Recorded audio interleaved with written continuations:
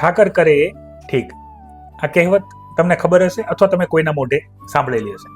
આ કહેવતને સમજાવવા માટે એક ઉદાહરણથી ચર્ચા કરી અને પછી એના ઉપર આપણે ચર્ચા કરશું.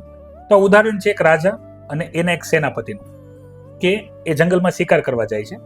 શિકાર કરતી વખતે, બાણ ખેંચતી વખતે ચૂક થઈ જાય છે અને અંગૂઠો કપાઈ જાય છે. ત્યારે એમના જે સેનાપતિ હોય છે એવું કહે છે, ઠાકર કરે એ ઠીક. અને રાજાને ગુસ્સો આવી જાય છે કે મારો અંગૂઠો કપાઈ ગયો અને આ ઠાકર કરે એ ઠીક એવું કહે છે, આમાં તો ક્યાં કાંઈ લાભવાળું કામ થયું. તો એ એને જેલમાં પુરાવી દે છે. તો જેલમાં પૂરે છે ત્યારે પણ એ સેનાપતિ બોલે છે ઠાકર કરે એ ઠીક.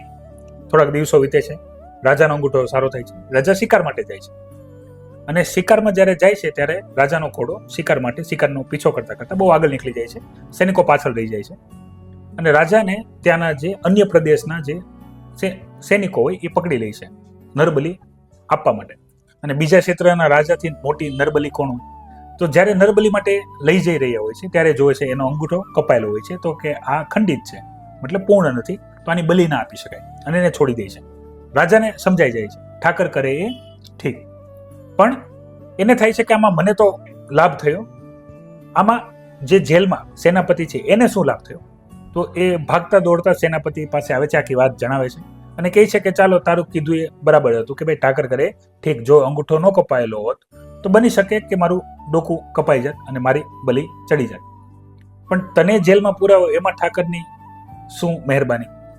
ત્યારે સેનાપતિ હસતા હસતા કહે છે કે બની શકે કે સૈનિકો તમારાથી પાછળ રહી જાય, તમારી સાથે ના આવી શકે, પણ હું સેનાપતિ હતો તો હું તમારી સાથે જ હોત. જો તમને છોડી દીધા હોત તો બીજો ઓપ્શન હું જ હોત, મારું ગળું કપાત અને મારી બલી ચડત, તો મને પણ બચાવી.